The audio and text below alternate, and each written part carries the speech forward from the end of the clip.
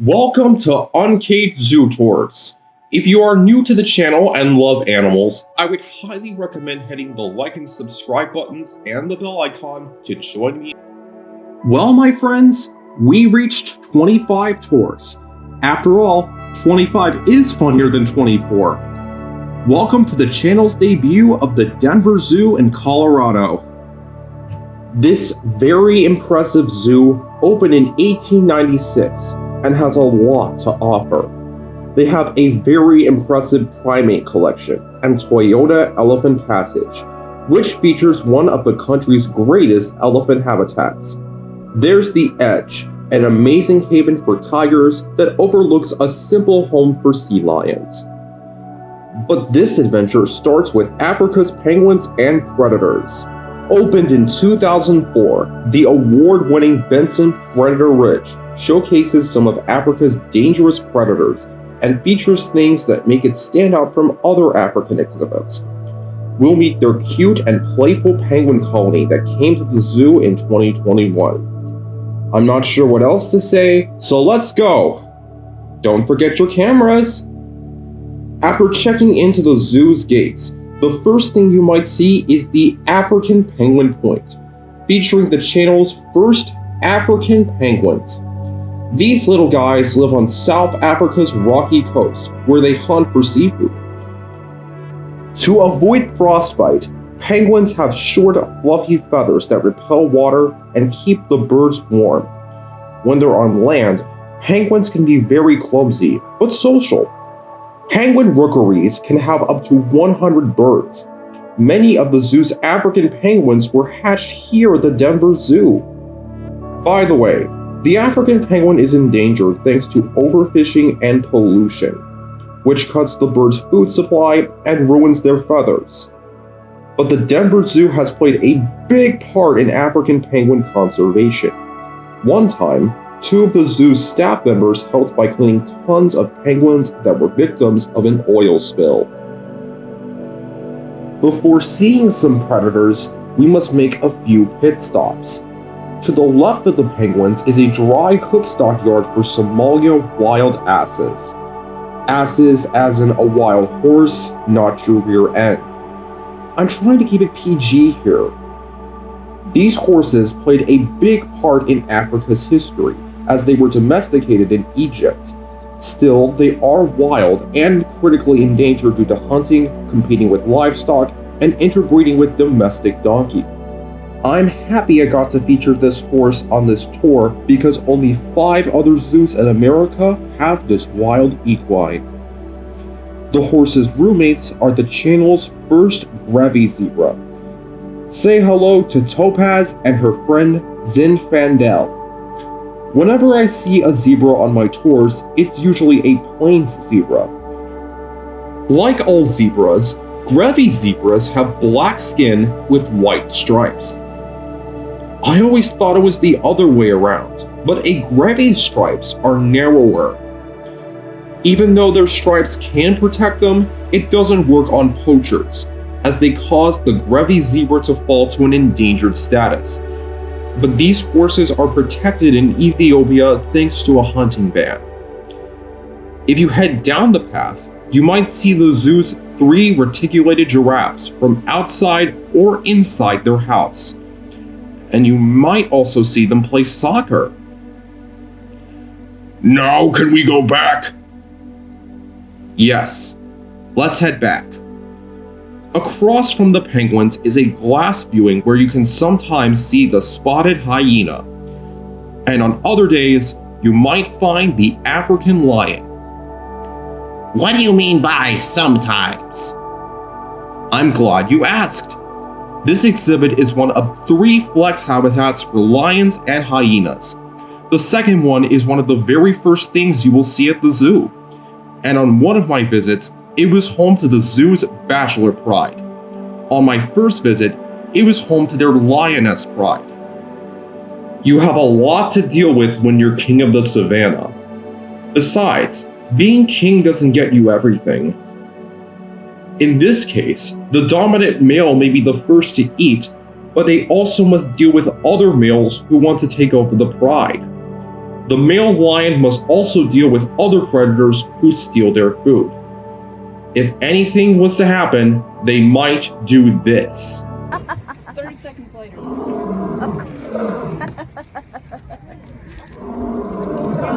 We know you're there.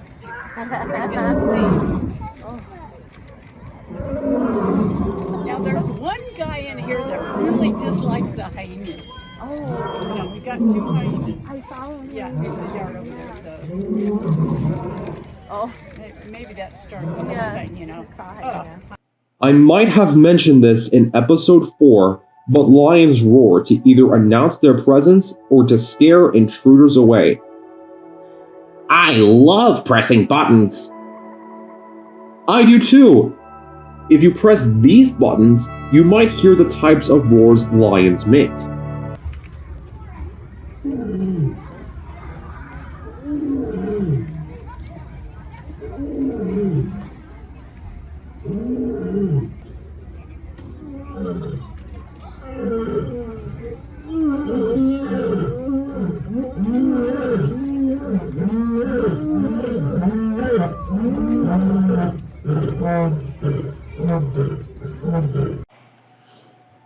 One more thing. The zoo is home to 11 lions, more than I usually see. Now it's time to head inside to the Bahali Ya Simba, or the place of the lions. Inside is another view of the cats on the left, but the right is usually home to a spotted hyena. These carnivores are more closely related to cats than to dogs, but unlike their feline rivals, the girls oversee the group or clan. Oh, and the girls are a little bigger than the boys. Hyenas are scavengers, but they can also hunt. Working together, a hyena clan can take down a wildebeest, making them one of the most successful hunters on the African savanna. Across from the hyenas and lions are 3 terrariums. So what? Reptiles can be here too. The first terrarium is home to another new addition to the channel, the West African dwarf crocodile. Dwarf crocodiles are the world's smallest crocodiles, but unlike their larger cousins, they spend the night eating crabs and fish. To help see in the murky water, they have see-through eyelets that allow them to see above water while waiting for their prey. Oh, and these little guys can live up to 100 years. That's as long or as you or me, my friends. The next terrarium contains a sleeping pancake tortoise and a Sudan plated lizard. Like their roommates, the plated lizard can hide in rock crevices for protection and camouflage, which explains why they're so camera shy. The third and final terrarium contains the channel's first African rock python.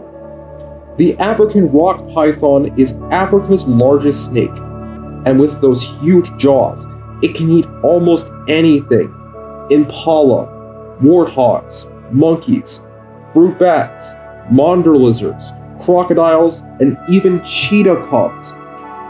But today, the python used their forked tongue to sniff the camera. I guess they love the camera, or they're just trying to shed their skin. Like all snakes, the African rock python sheds its skin to grow and remove parasites.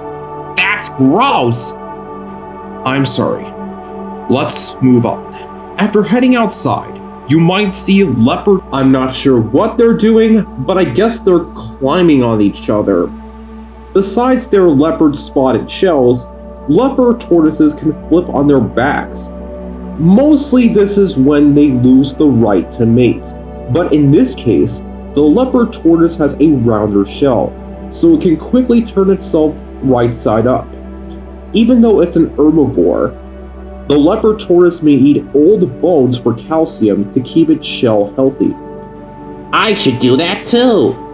Please don't act preachy. Oh great, now I'm doing it!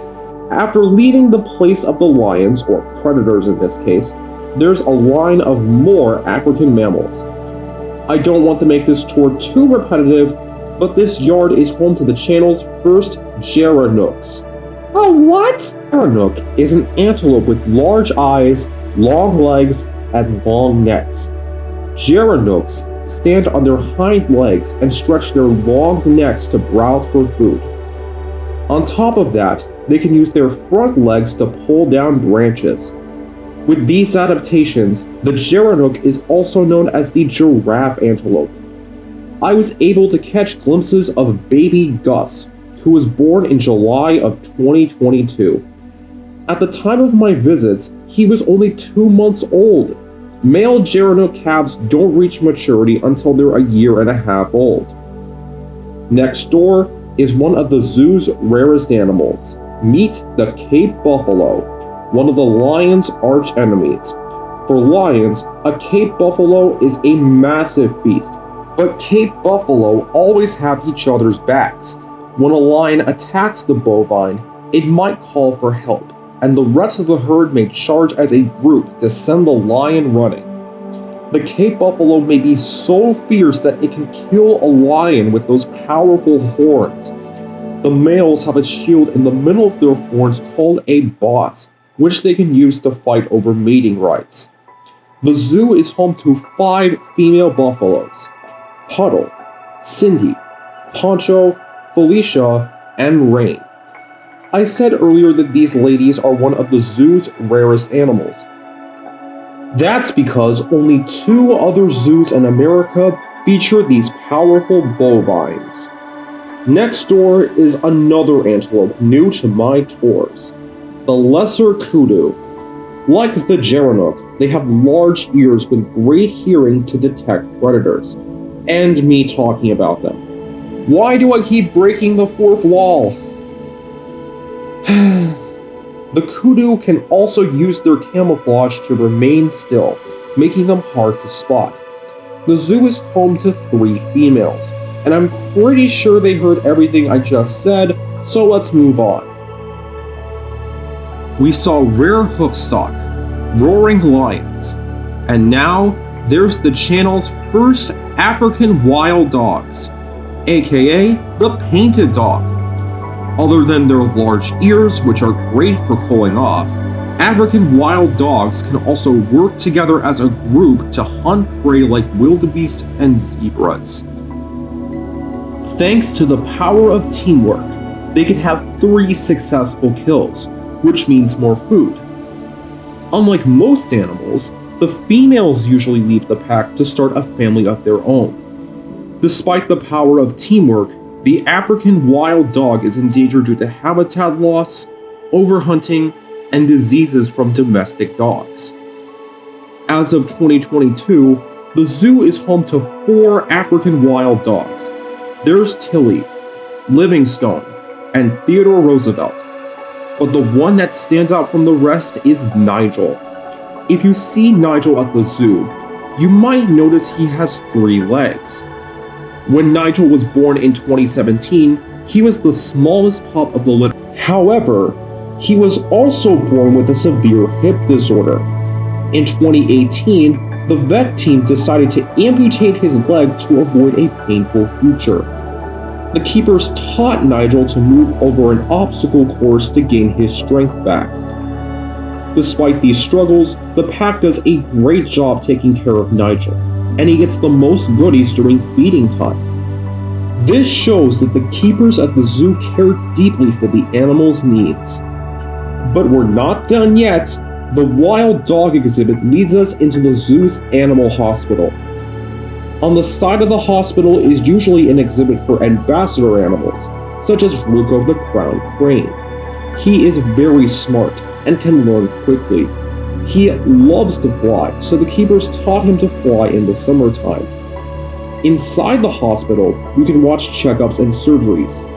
Again, it shows that this zoo is devoted to saving animals, and that is one of the reasons why you should visit the Denver Zoo. But more Denver adventures are coming soon to the channel. In the comments, vote for the next exhibit you would like to see. Would you like to head to Harmony Hill, which features the channel's first grizzly bear? The Edge and Northern Shores, featuring more tigers and sea lions? Or would you like to see the channel's first Asian elephants at the Toyota Elephant Passage? Stay tuned, thank you for subscribing, and as always, thank you for watching.